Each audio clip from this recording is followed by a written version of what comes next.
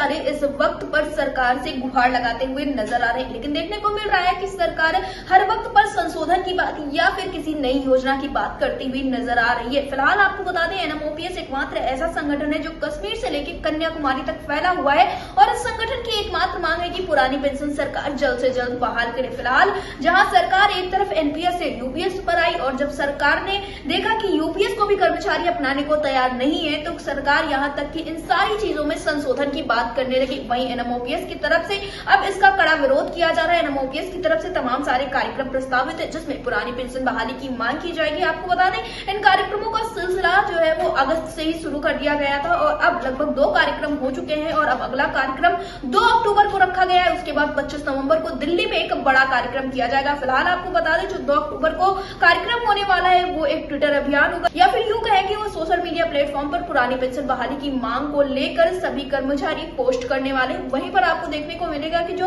25 नवंबर का कार्यक्रम होने वाला है, उस कार्यक्रम में कर्मचारी बढ़ चढ़कर हिस्सा लेने वाले हैं और पुरानी पेंशन बहाली की मांग करने वाले हैं। ये कार्यक्रम दिल्ली में होने वाला है और इस कार्यक्रम से काफी ज्यादा उम्मीदें भी लगाई जा रही है। इसके पीछे का भी एक अहम कारण है, क्योंकि जब 2023 में एक कार्यक्रम दिल्ली में कर्मचारियों के द्वारा किया गया था, तो उसी को देखते हुए सरकार एनपीएस से यूपीएस पर आई थी और अब ये कहा जा रहा है कि जब ये कार्यक्रम होगा तो इसके बाद सरकार जरूर कोई बड़ा फैसला लेगी। लेकिन इस पर भी कर्मचारियों का ये कहना है कि सरकार जो ये खेल खेल रही है, कभी एनपीएस कभी यूपीएस तो कभी इनमें संशोधन, इन सारी चीजों से बेहतर है कि कर्मचारियों की मांग जो पुरानी पेंशन है उसको सरकार बहाल कर दे, जिससे कर्मचारी अपने भविष्य को सुरक्षित कर सके। क्योंकि जो बड़े नेता है, मंत्री है, उनको तो पुरानी पेंशन से आच्छादित किया जा रहा है, तो जो देश के विकास में एक बड़ा हाथ बटाते हैं यानी कि कर्मचारी, उनके लिए पुरानी पेंशन क्यों नहीं बहाल की जा सकती। फिलहाल इस वक्त पर उत्तराखंड राज्य में क्या कुछ तैयारियां चल रही हैं, किस तरह से कार्यक्रम को लेकर सभी कर्मचारी उत्साहित है, कर्मचारियों में कैसा जोश देखने को मिला है, इस विषय पर जानने के लिए जब अटल टीवी की टीम ने बातचीत की एनएमओपीएस उत्तराखंड राज्य पदाधिकारी जगमोहन से, तो उनका क्या कुछ कहना था इन सारी चीजों पर आप भी सुनिए। जगमोहन जी, आपका हमारे चैनल अटल टीवी पे बहुत बहुत स्वागत है।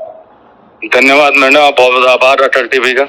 जगमोहन जी, जैसा कि देखने को मिल रहा है कि अब पुरानी पेंशन बहाली को लेकर कर्मचारियों में काफी ज्यादा जोश देखने को मिल रहा है। फिलहाल एनएमओपीएस की तरफ से जो रणनीतियां बनाई गई थी उसको लेकर कार्यक्रम लगातार लगे हुए हैं। ऐसे में देखने को मिल रहा है कि एक अहम कार्यक्रम 2 अक्टूबर को है, उसके बाद एक बड़ा कार्यक्रम 25 नवंबर को रखा गया है, जिसको लेकर सभी के बीच में उत्साह देखने को मिल रहा है। तो मैं जानना चाहूंगी, इस वक्त पर उत्तराखंड में क्या कुछ तैयारियां चल रही है, कर्मचारियों का जोश किस प्रकार से, कार्यक्रम किस तरह से होने वाले हैं? जी मैडम, जैसे आप देख ही रहे हैं कि लगातार पुरानी पेंशन बहाली लेकर एनएमओपीएस लगातार संघर्ष कार्यक्रम किया जा रहा है और कहीं इन संघर्षों का ही परिणाम है कि सरकार को इसको भी कहीं सोचना पड़ रहा है, विचार करना पड़ रहा है। 1 अक्टूबर 2023 को जब दिल्ली में रामलीला मैदान बहुत बड़ी आंदोलन हुआ था, रैली हुई थी, तो उसी के परिणाम था कि सरकार को कहीं इसमें विचार करना पड़ा है। उसी को आगे तो मतलब देखते हुए सरकार जब इस तरह मतलब पहन के बैकफुट पे आ रही है जी, उसी को देख के कर्मचारी वाला लगातार संघर्ष कार्यक्रम है। ये 2 अक्टूबर को हमारा ट्विटर कार्यक्रम है, इससे भी पूर्व हमने मतलब लगातार ट्विटर अभियान चलाया गया और उसी का 2 है। और आगे जैसे मतलब आपको विदित होगा कि 25 नवंबर को दिल्ली के रामलीला मैदान में ये बार पुनः फिर सरकार को चेताने के लिए मतलब विशाल वो किया जा रहा है, जिसके तरह मतलब उत्तराखंड में भी इसको मतलब सभी कर्मचारियों में जन जागरूकता फैलाई जा रही है। जी जगमोहन जी, जैसा कि देखने को मिल रहा है कि हर एक राज्य में भी कहीं ना कहीं छोटे मोटे कार्यक्रम हो रहे हैं ताकि पुरानी पेंशन बहाली के लिए जो लड़ाई लड़ी जा रही है उसको और ज्यादा बढ़ावा दिया जा सके। तो क्या उत्तराखंड राज्य में इस वक्त पर कोई कार्यक्रम प्रस्तावित है?